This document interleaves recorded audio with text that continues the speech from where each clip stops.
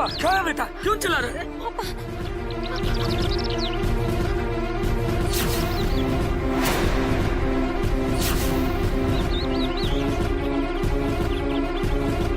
Hello hello, police station. दोस्तों, सच ही कहा है किसी ने कि समय का कोई भरोसा नहीं होता है। आप क्या देखने निकलिए और वक्त आपको क्या दिखा दे। एक छोटी सी फैमिली आम फैमिली की तरह घूमने फिरने निकली थी। एक जगह रुककर वो सेल्फी लेने की कोशिश करने लगे कि अचानक एक पल में ही उनकी सारी खुशियां खौफ और डर में तब्दील हो गईं। जब उन्होंने झाड़ियों में एक कॉलेज गोइंग लड़की की लाश देखी। उस लाश के कपड़े अस्त व्यस्त थे। उसे देखकर साफ कहा जा सकता था कि मर्डर करने से पहले उसके साथ दुष्कर्म किया गया है। दोस्तों, कौन थी वो लड़की जिसकी लाश इस तरह से लावारिस पड़ी थी? क्या जीते जी भी वो लड़की लावारिस ही थी या उसका अपना कोई परिवार भी था? नमस्कार दोस्तों, मैं कुणाल सिंह राजपूत आप सभी का एक बार फिर से स्वागत करता हूं हमारे इस शो प्यार में सावधान की इस नई कहानी में। सर, मेरी बहन तारिका कल सवेरे से लापता है। हमने उसे ढूंढने की बहुत कोशिश की। जहां भी संभावना थी वहां फोन किया, पर उसका कहीं पता नहीं चला सर। आपकी बहन क्या करती है? कॉलेज में पढ़ती है सर। अच्छा, कॉलेज गोइंग गर्ल है। जी। हेलो।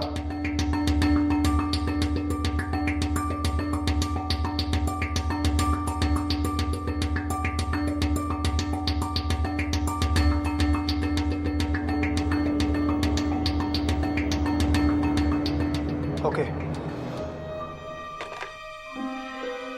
देखिए अभी अभी सूचना मिली है, एक कॉलेज गोइंग गर्ल की लाश मिली है। नहीं, मैं ये नहीं कहता हूं कि आपकी बहन ही है। अगर आप लोग मेरे साथ चलकर शिनाख्त कर सकते हैं तो चलिए। हाँ हाँ, हम चलेंगे इंस्पेक्टर साहब, चलिए चलिए। चलो।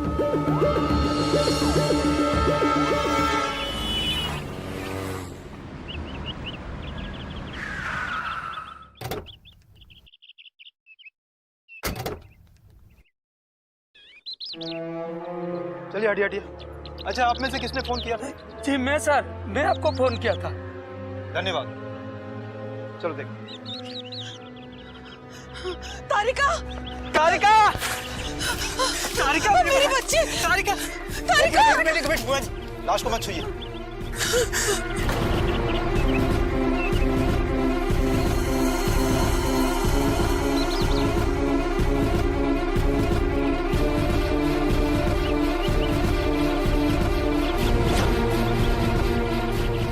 लाश को देखने से लग रहा है ये कल से पड़ी हुई है। इसके साथ किसी ने दुष्कर्म किया है। आप लोग यकीन के साथ कह सकते हैं यही तारिका है? जी हाँ सर, बचपन से साथ साथ बड़े हुए हैं। इसके सगी बहन है मेरी ये। बचपन से गोद में खिलाया है अपनी। मैं इसे कैसे नहीं पहचानूंगी? आप कौन? मैं इसकी बुआ हूँ। ये मेरे साथ रहती है, कॉलेज में पढ़ती है। क्यों? गाँव में कॉलेज नहीं है ना इंस्पेक्टर साहब। अच्छा, आप दोनों को किसी पर शक है जिसने भी इसके साथ ऐसा किया है? नहीं सर। आखिरी बार आप दोनों ने इसे कब देखा? मैं तो गांव में रहता हूँ सर, कभी कभार ही मिल पाता हूँ इससे। एक सप्ताह बाद मिला हूँ आज। पर बुआ जी आप तो। हाँ, मेरे ही साथ रहती है। बहुत हंसमुख थी, बहुत होशियार भी थी। और उस दिन कह के निकली कि मैं विजेंद्र के साथ शॉपिंग पे जा रही हूँ। एक मिनट, ये विजेंद्र कौन है? हाँ, विजेंद्र इसका मंगेतर है। शादी होने वाली थी इसकी जल्दी। लेकिन अभी तो आप कह रहे थे कि ये पढ़ाई कर रही है। हाँ, भाई साहब ने कहा था पढ़ाई के साथ साथ इसकी शादी भी तय कर देते। तो दिनेश के कहने पर इसके दोस्त विजेंद्र तिवारी के साथ हमने शादी तय कर दी इसकी। इसका मतलब है ये विजेंद्र के साथ शॉपिंग पर जा रही है, ये कहकर निकली और तब से लापता है। सपना, विजेंद्र का नंबर लो और उसे थाने पे बुलाओ। जी सर। दुबे, लाश को पोस्टमार्टम के लिए भेजने का बंदोबस्त करो। तारिका, तारिका।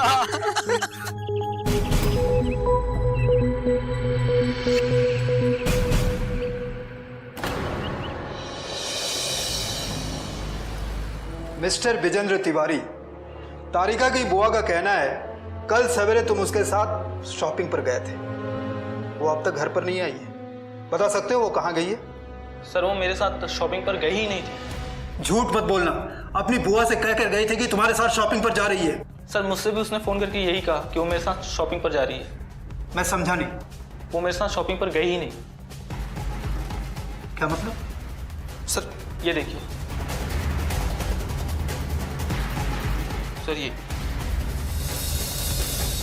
सर 11:30 बजे उसका फ़ोन आया और उसने कहा कि मैं तुम्हारे साथ शॉपिंग पर जा रही हूँ और अगर बुआ का फ़ोन आए तो कह देना कि मैं तुम्हारे साथ शॉपिंग पर हूँ। सर मैंने पूछा कि बुआ पूछी कि क्या खरीदा, तो उसने बोला कि शॉपिंग पर लेट पहुंची थी तो कुछ पसंद ही नहीं आया कुछ भी। तो तुमने हाँ कर दी।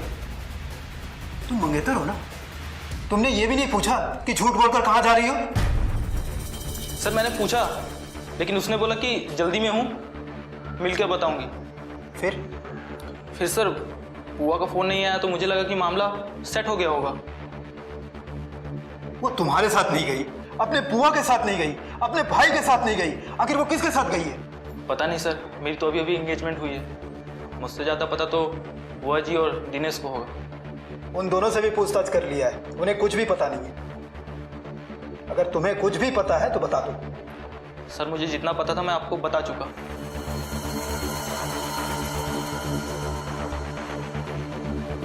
ठीक है, तुम जा सकते हो। Okay sir.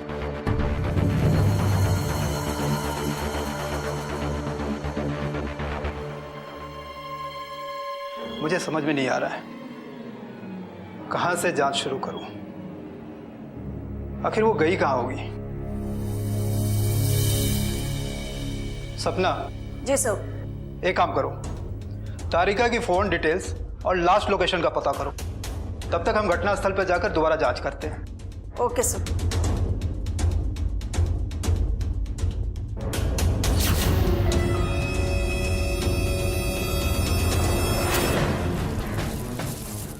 कुछ समझ में ही नहीं आ रहा है। नया मोबाइल है ना पर्स, लेकिन जब वो घर से निकली थी तो मोबाइल पर्स दोनों साथ में ही था।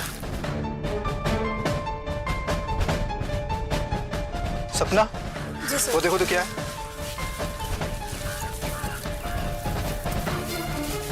सर ये किसी का ड्राइविंग लाइसेंस लग रहा है।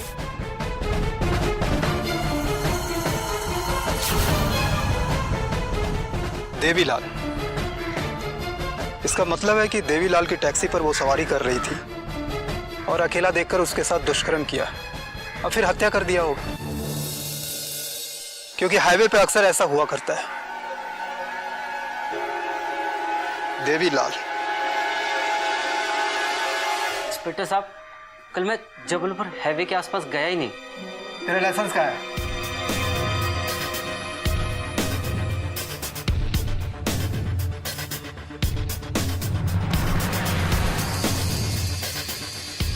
ये क्या है? सब मेरा लाइसेंस आपके पास कैसे? तू पूछ रहा है? तू पूछ रहा है मेरे पास कैसे आया? हाँ, तू पूछ रहा है? सब मैंने कुछ नहीं किया सब। तू पूछ रहा है मेरे पास कैसे आया है? कैसे है? पूछ रहा है। बता, कल जबलपुर हाईवे पर क्या कांड किया? सर मैं सच कह रहा हूँ, कल जबलपुर हाईवे तो क्या मैं घर से बाहर भी नहीं निकला था। तू घर से बाहर नहीं निकला? जी। तो तेरा लाइसेंस खुद ब खुद हाईवे पर पहुंच गया? मुझे नहीं पता सर। तुझे नहीं पता? तुझे ये पता है तेरे पर्स में लाइसेंस है या नहीं? सर महीनों निकल जाते हैं, लाइसेंस देखते ही नहीं हम। परसों ही हवलदार साहब मिले थे तो उनको दिखाने के लिए मैंने निकाला था। परसों तेरे पास था? जी। और कल खुद ब खुद हाईवे पे पहुंच गया? खुद ब खुद हाईवे पहुंच गया? सर मुझे नहीं पता सर। चल तू सच थाने, कह रहा हूँ। वहां सच बताना। सर चल मैं सच कर रहा हूँ सर। चल। इंस्पेक्टर साहब मैं सच बोल रहा हूँ इंस्पेक्टर साहब। सर मिस तारिका का पोस्टमार्टम रिपोर्ट है।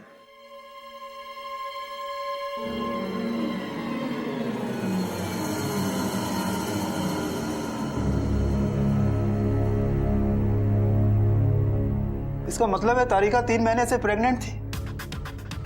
ऐसा भी तो हो सकता है कि किसी लड़के के साथ उसका अफेयर हो, फिर प्रेग्नेंट हो गई हो, फिर शादी के बाद लेकर दोनों में बहस भी हो और उस लड़के ने उसकी हत्या कर दी। सर रिपोर्ट देख के मुझे भी कुछ ऐसा ही ख्याल आया। एक काम करो, तारिका के भाई और उसके मंगेतर को बुलवाओ। Okay sir. देवीलाल तुम जा सकते हो। जी सर थैंक यू।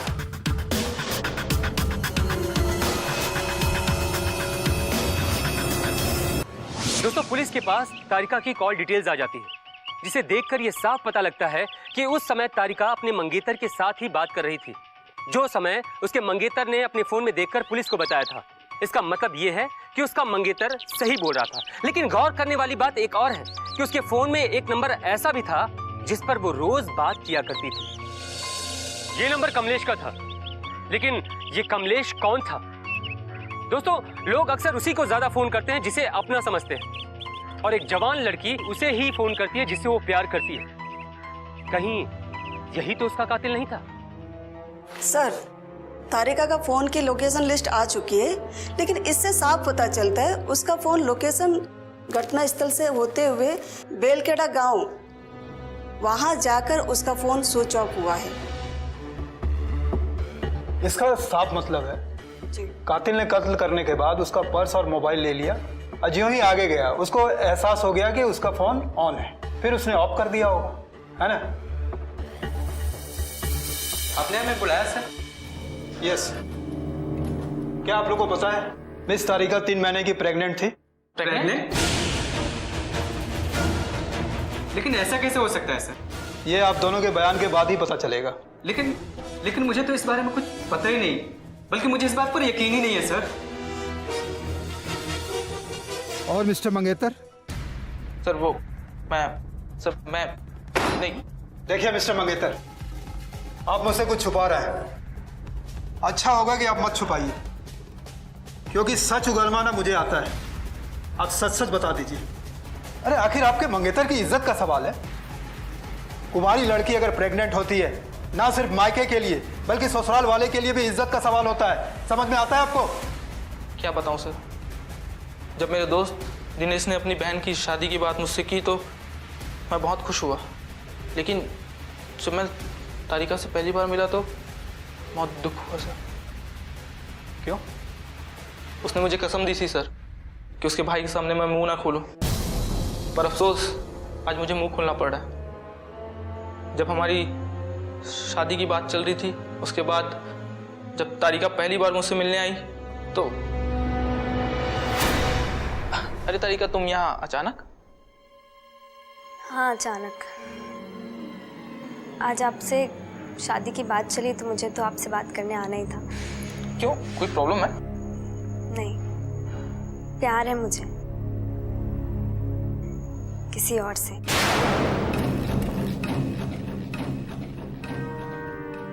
सी विजेंद्र, मैं अपने बचपन के फ्रेंड से प्यार करती हूँ।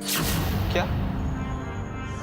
हाँ, और मैं शादी भी उसी से करना चाहती हूँ, और अगर घर वाले जिद करेंगे तो मैं उसके साथ आज ही भागकर शादी कर लूंगी। देखो तारिका, इतनी जल्दीबाजी करना अच्छी बात नहीं। मैं कुछ दिन में मौका देकर तुम्हारे घर वालों और तुम्हारे भाई से बात करूंगा। मैं तुम्हारा प्यार दिलवाऊंगा, प्रॉमिस। और इसलिए ये बात मैंने आप लोगों से छुपाई थी। दिनेश, आप तो तारिका के भाई हैं, आप उसके बारे में कुछ जानते हैं? मुझे तो कुछ पता नहीं है सर, बल्कि मुझे तो अभी अभी पता चला है। अच्छा, आप उसके बचपन के किसी दोस्त के बारे में मालूम? उसके बचपन का तो एक ही दोस्त था, और वो आज भी है, मगर वो सिर्फ दोस्त है, और उसके आगे कुछ मुझे पता नहीं, और मुझे लगता भी नहीं है सर। खैर, हम तो पता कर लेंगे, तुमको भी पता चल जाएगा। उसका नाम क्या है? कमलेश। जी हाँ सर। इसका मतलब है मंगेतर की बात सच है। तारिका के कॉल डिटेल्स में सबसे ज्यादा कॉल्स कमलेश का है। वो कभी सुबह करता था, कभी दोपहर, कभी आधी रात को भी। इसका मतलब क्या है? समझ रहे हैं आप?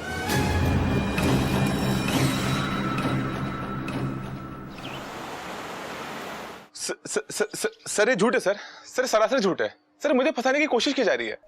तुम्हारी तारिका से कोई दुश्मनी थी? नहीं सर। उसके मंगेतर से कोई दुश्मनी है? बिल्कुल नहीं सर। मुझसे कोई दुश्मनी है? सर कैसी बात कर रहे हैं आप? फिर तुम्हारे अगेंस्ट क्यों साजिश रची जा रही है? बताओ। बताता हूँ सर कसम खा के बताता हूँ सर तारिका मेरी बहुत अच्छी दोस्त थी, पर सर हमारे बीच में ऐसा कुछ नहीं था। तुम झूठ बोल रहे हो। सर मैं आपसे झूठ क्यों बोलूंगा सर मुझे क्या मिलेगा आपसे झूठ बोल के? हफ्ते में तारिका कितने दिन फोन करती थी? सर हफ्ते में नहीं सर, मुझको रोज दिन में 8 बार फोन करती थी। 8 बार। क्यों? क्योंकि सर मैं और तारिका बचपन के दोस्त हैं। हमने सर बचपन से लेके आज तक साथ में पढ़ाई करी। उसको सर बचपन में कोई दिक्कत होती थी ना तो मुझसे फोन करके मतलब सलाह मशवरा डिस्कस किया करती थी। बिल्कुल सर बच्ची की तरह थी वो, बिल्कुल बच्ची। तुम झूठ बोल रहे हो। सर मैं आपसे झूठ क्यों बोलूंगा? सर आप एक काम कीजिए, ये लीजिए फोन। सर ये लीजिए ईयरफोन। सर फोन में पिछले 1 महीने के सारे कॉल रिकॉर्ड्स हैं। सर आप सुन लीजिए इसको एक बार। अगर आपको एक बार भी लगता है कि हमारे बीच में कुछ भी ऐसा था तो आप मुझको फांसी पे चढ़ा देना तुरंत। ऑन करके दो। इसमें सर पिछले पूरे 1 महीने के पूरे रिकॉर्ड्स हैं, उसके पहले की भी हैं। ऑन करो। आप वो भी सुन लीजिएगा। हाँ। सर ये हमारी पहली कॉल कन्वर्सेशन है।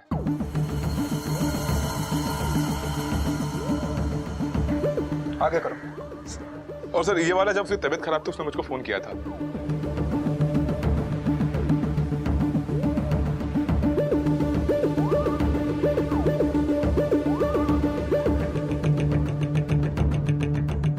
आगे करो। सर ये हमारा आखिरी कॉन्वर्सेशन है।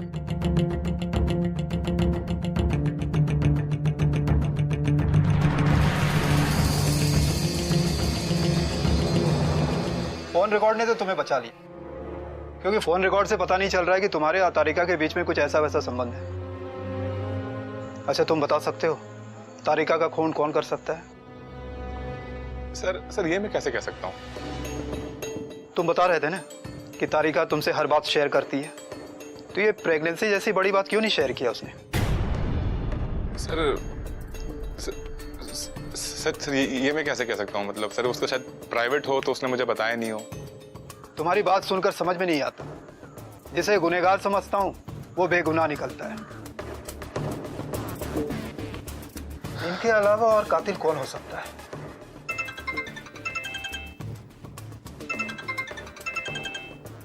सर तारिका का नंबर का जो फोन था उस डिवाइस में एक नया नंबर एक्टिवेट हुआ है।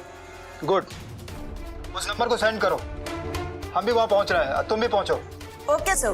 गुड। सर कोई खबर? बताता हूं।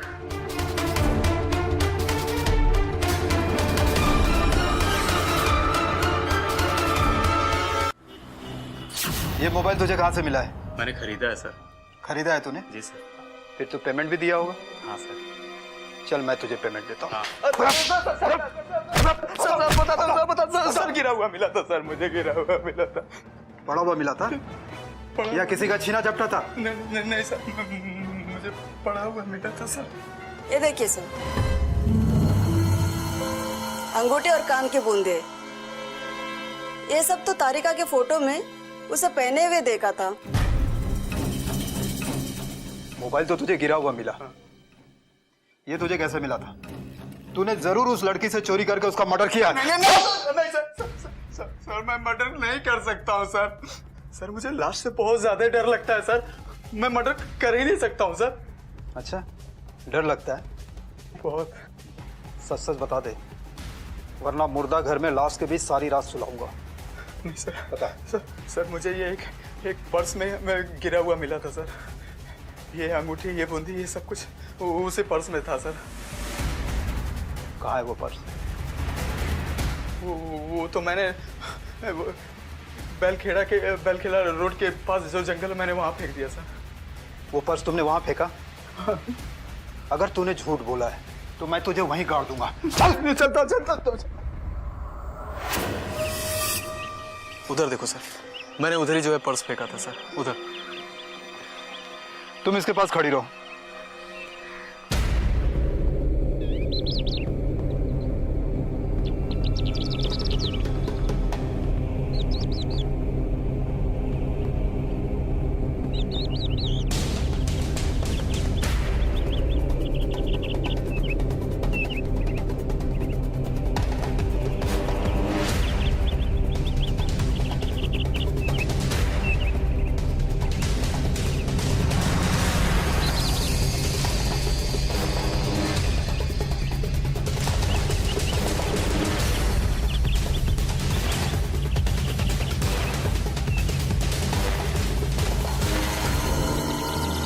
तू सच सच बताएगा, बिल्कुल सच सच। तूने लड़की की चैन, अंगूठी और मोबाइल पर्स से निकाली थी या लाश से उतारी थी?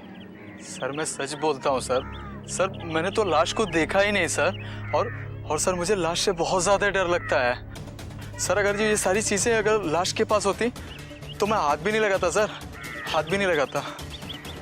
अगर ये सही कह रहा है तो मुझे ये बात समझ में नहीं आ रही कि कातिल ने कत्ल करने के बाद सारी चीजें पर्स में रखकर फेंक क्यों दिया? वो क्या दिखाना चाहता है? लड़की को लूटने के इरादे से हमला हुआ या दुष्कर्म हो गया या कुछ और? इंस्पेक्टर मिश्रा बोल रहा हूँ। हाँ, एक गाड़ी का रजिस्ट्रेशन नंबर भेज रहा हूँ आपको। उस गाड़ी के बारे में पता करो, वो किसकी गाड़ी है और कौन चलाता है। क्या हुआ सर? सपना जी। पर्स में लोग अक्सर करंट बिल रखते हैं, लेकिन ये देखो, ये बिल का टुकड़ा उसी दिन का है। अक्सर लोग करंट बिल रखते हैं और उस पर कुछ ना कुछ लिखते हैं, लेकिन इस बिल में जो तारीख है वो तारिका के जिस दिन मर्डर हुई थी उस दिन की तारीख है, और इसके ऊपर गाड़ी का नंबर भी। इसका मतलब है कि इस गाड़ी से तारिका के मर्डर का कुछ ना कुछ संबंध है। हेलो, क्या? हमसे कितनी बड़ी गलती हो गई। एक मामूली सी ड्राइवर ने हमें धोखा दे दिया। पुलिस को धोखा देता है, पुलिस को धोखा देता है। सुनो तो सही, इंस्पेक्टर साहब हुआ क्या? ऐसे अचानक में आते मारने लगे आप? ये देख, इस पर तेरी गाड़ी का नंबर है ना? हाँ, बोल। अब ये मत बोलना लाइसेंस की तरह इस पर खुद ब खुद तेरी गाड़ी का नंबर भी लिखा गया है। बोल। इंस्पेक्टर साहब मैं सच कह रहा हूँ, मुझे नहीं पता इस पे नंबर किसने लिखा। तुझे नहीं पता? मुझे ये उसी लड़की ने लिखा है जिस दिन उसकी हत्या हुई थी। डेट देखो, डेट देखो, पढ़ो। शॉपिंग के बाद जरूर तेरी टैक्सी से जाना चाहती होगी, इसलिए उसने बिल के ऊपर तेरे गाड़ी का नंबर लिखा है। बता बता, तुमने उस लड़की के साथ क्या किया? बोल।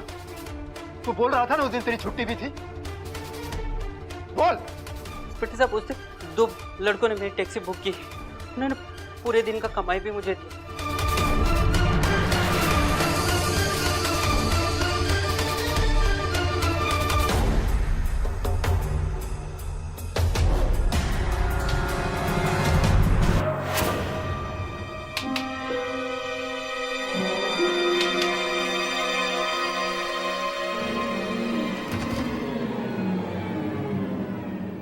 क्या पता इंस्पेक्टर साहब? मिस्टर मंगेतर और मिस्टर सुनील, कानून के आंखों में बहुत धूल झोंक चुके हो। चलो हमारे साथ, चलो। अरे विजेंद्र बेटा, यहाँ? देखिए ना बुआ जी। चुप, बिल्कुल चुप। बैठिए आप लोग। जी। इंस्पेक्टर साहब, आपने ऐसे अचानक हम लोगों को यहाँ बुलाया, क्या बात हो गई? और ये विजेंद्र जी यहाँ पर? देखिए ना बुआ जी, लगता है इंस्पेक्टर साहब को कोई गलतफहमी हो गई। गलतफहमी हुई नहीं है, गलतफहमी हो गई थी, अब दूर हो गई है। अब तुम इन दोनों की गलतफहमी को दूर करोगे। बुआ जी और दिनेश ने तुम पे यकीन करके अपने बहन की शादी का फैसला किया था, जो बिल्कुल गलत फैसला था, और उस एक गलत फैसले ने दिनेश की बहन को उससे छीन लिया। क्या कह रहे हैं इंस्पेक्टर साहब? हाँ, पूछिए मिस्टर मंगेतर से, उस दिन ये क्या बोल रहा था? आपकी बहन उसके साथ शॉपिंग पर नहीं गई थी, जबकि उस दिन इसके साथ ही आपकी बहन शॉपिंग पर गई थी। क्या? हाँ, उस दिन उसने देवीलाल की टैक्सी बुक की थी। आगे की कहानी बताओगे बिना मार खाए हुए या मार खा के बताओगे? नहीं, बताते बताओ। इंस्पेक्टर साहब, बात उस दिन से शुरू हुई जब तारिका ने अपनी बुआ के यहाँ रहकर अपनी पढ़ाई पूरी करने का फैसला किया, और उसके माँ बाप को लगा कि अब उसकी शादी तय कर देनी चाहिए। इसके लिए दिनेश और बुआ को लगा कि तारिका के लिए सही लड़का मैं ही हूँ, और दिनेश एक दिन आकर मुझे एक खबर सुना गया। मुबारक यार, हमारी दोस्ती ना रिश्तेदारी में बदल गई। क्यों भाई, ऐसा क्या हुआ? ये ले, तुम्हें नहीं पता, मेरे मम्मी पापा और तुम्हारे मम्मी पापा ने मिलकर तुम्हारी शादी मेरी बहन तारिका के साथ पक्की कर दी है। मुझसे पूछे बगैर? कोई एतराज है तुम्हें? नहीं यार, लेकिन बताना तो चाहिए। मैं बता रहा हूँ ना, मैंने ही तो मम्मी पापा से कहा था कि तारिका के लिए ना तुमसे अच्छा लड़का और कोई हो ही नहीं सकता। चल अब ये खबर ना मैं तारिका को सुना के आता हूँ। ओके?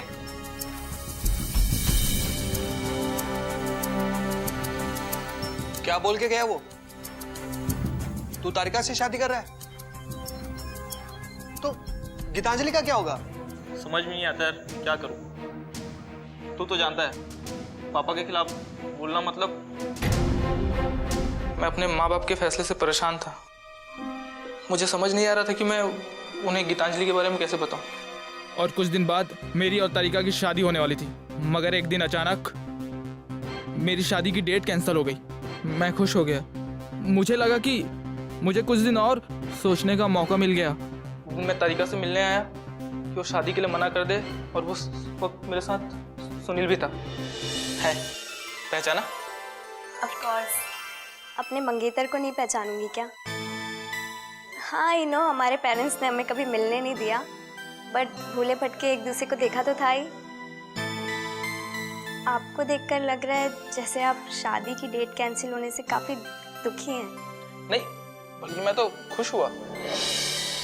मैं तो ये कहने आया था कि ये और इंतजार कर लेगा। वैसे भी इंतजार करने का फल मीठा होता है ना। नहीं नहीं, मैं चलता हूँ। ओह, मैं बोला था आपका नंबर इसमें फीड कर देंगे तो बात। सुनील की बात सुनकर मुझे लगा कि वाकई तारिका काफ़ी खूबसूरत है, इसलिए मंगेतर होने के नाते मैं दूसरे दिन ही उसे फ़ोन कर दिया। शादी की शॉपिंग के बहाने बुलाया।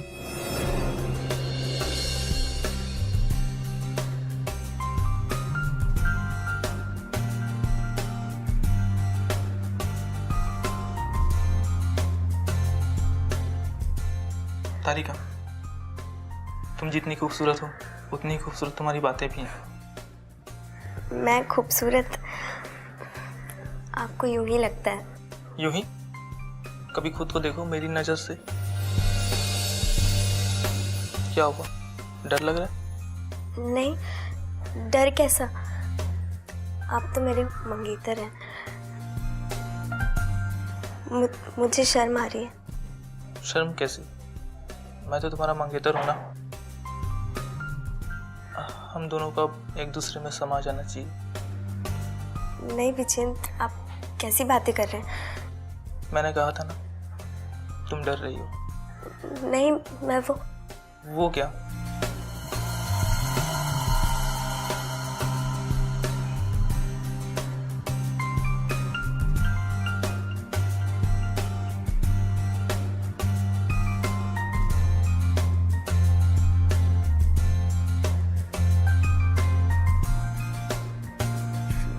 विजेंद्र, मेरा हाथ छोड़िए। तारिका, आई लव यू।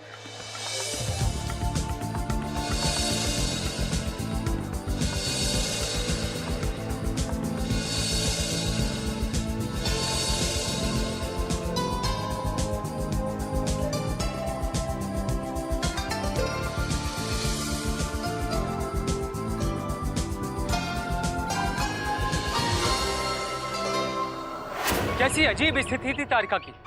वो ना करके भी विजेंद्र को मना नहीं कर सकी, क्योंकि विजेंद्र उसका होने वाला पति था। फिर क्या, दोनों हर एक दो दिन छोड़कर आपस में मिलने लगे। विजेंद्र अपने चचेरे भाई सुनील के साथ कार लेकर आता और तारिका को अपने साथ ले जाता। सुनील एक तरफ कार चलाता रहता और विजेंद्र तारिका के साथ पिछली सीट पर बैठकर मौज मस्ती करता और अपनी भूख शांत करता। और इस तरह से उनका मिलना जुलना कई दिनों तक चलता रहा। और एक दिन उन दोनों की शादी की बात चली, और वो दिन था जिस दिन तारिका की जिंदगी में एक नया मोड़ आया।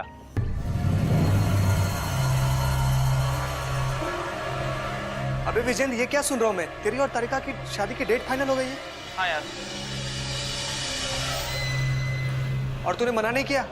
क्या कहता पापा को? तू तो जानता है ना यार, पापा के सामने मुंह खोलना मतलब। पर ऐसे लड़के के साथ शादी? तू सोच, जो लड़की शादी से पहले अपने मंगेतर के साथ रातें बिता सकती है, संबंध बना सकती है, वो तो किसी के साथ भी कुछ भी कर सकती है। किसी के साथ भी? क्या मतलब है? अरे यार, यहाँ बहुत से लोगों के रिश्ते तय होते हैं और फिर टूट भी जाते हैं। रिश्ता तय होने के बाद अगर लड़की का व्यवहार ऐसा रहा तो उसके पर भरोसा कैसे किया जा सकता है? तू सही कह रहा है यार, और अब मैं क्या करूं?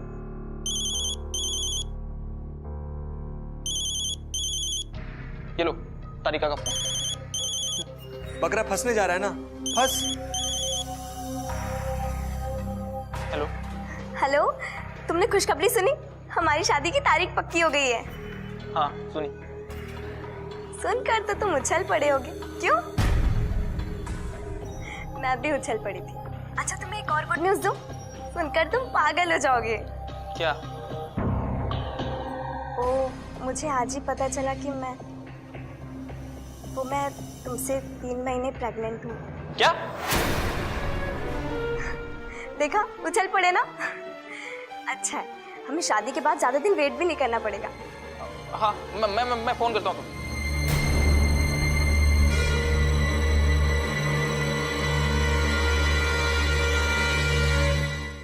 क्या हुआ है? कुछ टेंशन? हाँ यार, बहुत बड़ा टेंशन हो गया। वो कह रही थी कि वो मुझसे 3 महीने से प्रेग्नेंट है। क्या? हाँ यार।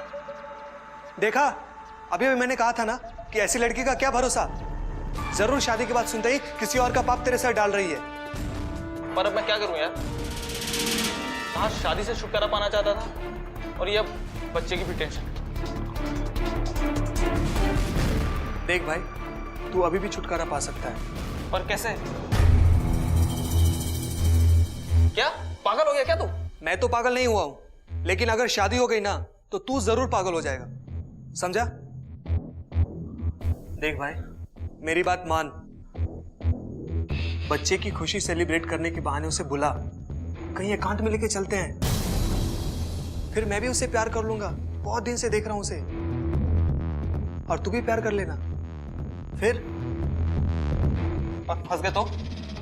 अरे यार, फंसने के लिए बहुत सारे लोग हैं इस शहर में। हम लोग अपना काम करके निकल लेंगे, फिर तू अपनी गीतांजलि के साथ शादी करके खुश रहना।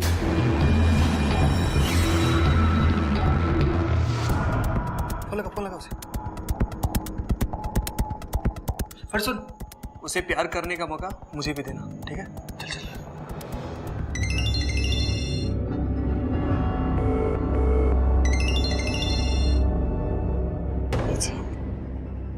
हेलो तारिका, क्यों नहीं ये खुशखबरी हम लोग मिलकर सेलिब्रेट करें? आज? पागल हो, आज तो कॉलेज की भी छुट्टी है। बुआ जी से क्या कहूंगी मैं? कह देना कि तुम मेरे साथ शादी की शॉपिंग पे जा रही हो। तुम्हारे साथ? ठीक है, ये बहाना चल जाएगा। हाँ तो फिर चलाओ और जल्दी से चली आओ,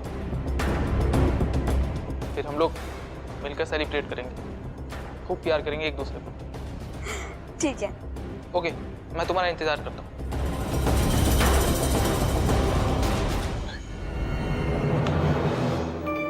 उसको अपने साथ ले जाने के लिए अपनी कार की बजाय किराए की टैक्सी बुक कर दी। हेलो तारिका, कहाँ हो? बस बुआ जी को दिखाने के लिए 1-2 शॉपिंग कर रही थी। अच्छा सुनो, आज पापा जी कार लेकर गए हैं, तो हम लोगों ने अपने लिए एक टैक्सी बुक कराई है। अच्छा, उसका नंबर लिखो। ओके, 2 मिनट 2 मिनट होल्ड करना। हाँ बताओ। हाँ, नंबर लिखो। MP 20 Z7338। ओके ओके ठीक है, मैं 10 मिनट में आती हूँ।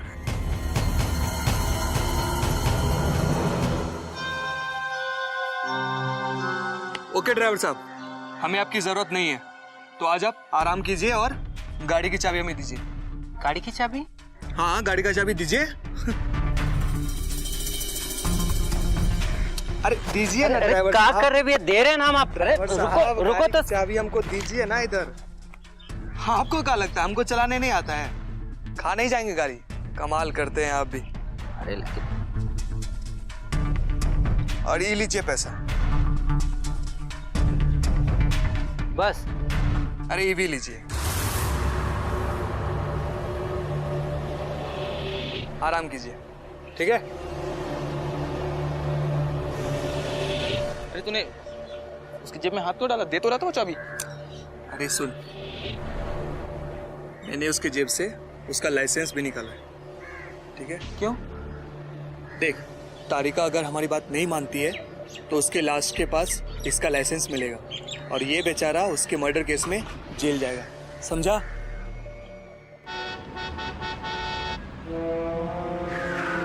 क्या वो सुनील, गाड़ी क्यों रोक दी?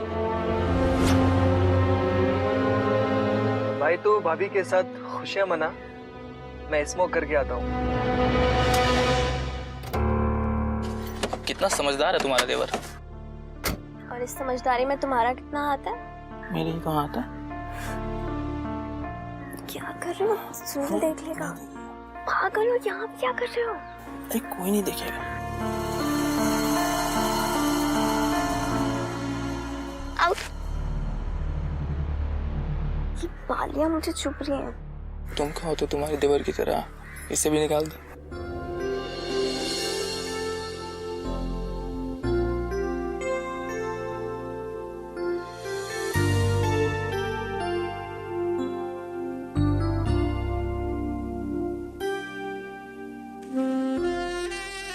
इसे कहाँ रखो?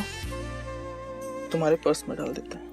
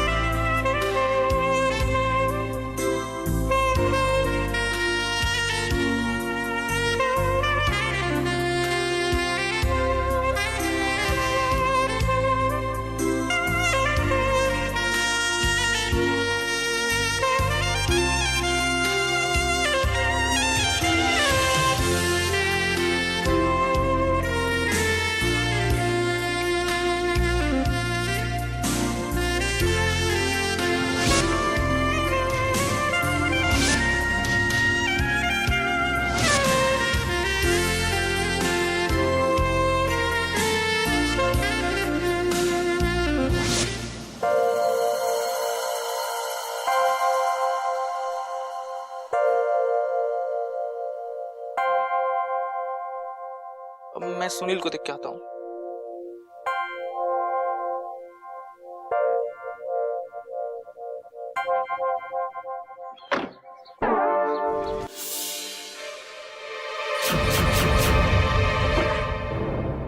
ये क्या बदतमीजी सुनील, मैंने अभी कपड़े भी ठीक से नहीं पहने। अरे कपड़े पहनने की जरूरत क्या है तारिका?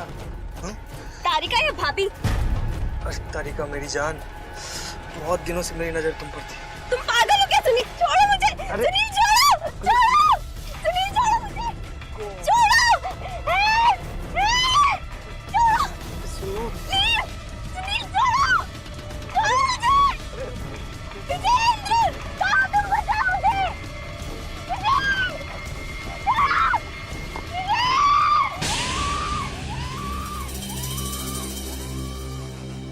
उसके बाद क्या हुआ? उसके बाद हम दोनों ने शादी से मना करने के लिए और एबॉर्शन कराने की सलाह दी, लेकिन वो हम पर भड़क उठी और पुलिस और घर वालों से शिकायत करने की बात की। तो हम लोगों को अपने अगले प्लान को अंजाम देना पड़ा। क्या बोली? पुलिस को बताएगी? अपने माँ बाप को हमारी शिकायत करेगी? मेरे माँ बाप से मेरी शिकायत करेगी? जा ऊपर जाकर सबके बाप से शिकायत लगा, समझी? अब देख क्या रहा है? गला दबा इसका।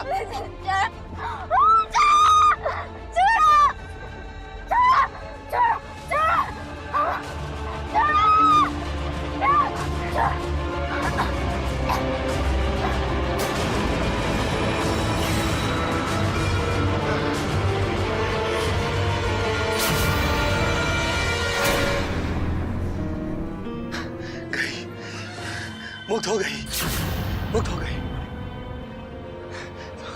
हमें मुक्त हो जाना चाहिए। चल चल चल चल जल्दी उठा उसको, उसको झाड़ी में बैठना है।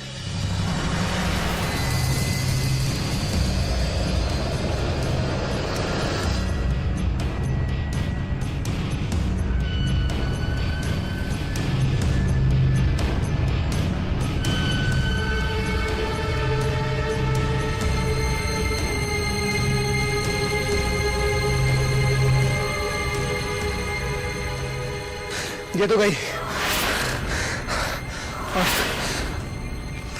ये गया देवीलाल का लाइसेंस।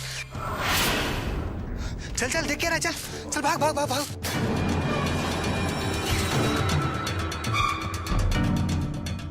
यार सुनील, कुछ होगा तो नहीं ना? अबे अबे कुछ नहीं होगा, तू फालतू का डर निकाल दे अपने दिल से, ठीक है? यार ये तारिका का पर्स। अरे यार इसे भी वही फेंक देना था ना। और फिर देवीलाल का लाइसेंस, वो मोबाइल और पर्स पाने वाला रमेश का नाम सुनते ही सब एक एक करके उलझने लगे। हम लोगों को लगा कि हम सेफ हो गए हैं और पुलिस पूरी तरह से कंफ्यूज हो गई है। पुलिस कंफ्यूज हो गई थी। तारिका को टैक्सी नंबर लिखवाने की गलती ने तुम्हारा पर्दाफाश कर दिया। दिनेश दिनेश दिनेश, कानून को अपने हाथ में मत लीजिए। कानून इसे सजा देगा।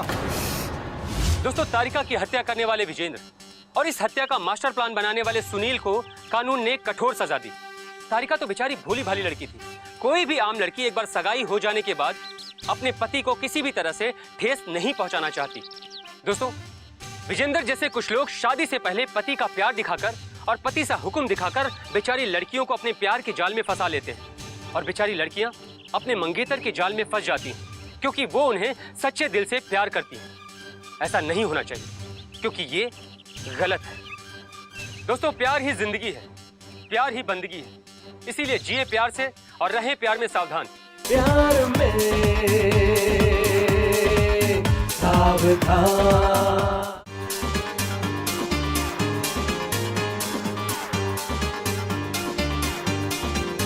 उम्र देखे नहीं, जात पूछे नहीं, प्यार में फिर भी है मुश्किलें नित नहीं। हो गए कुछ बार, कुछ हुए कत्लेआम, प्यार में सावधान।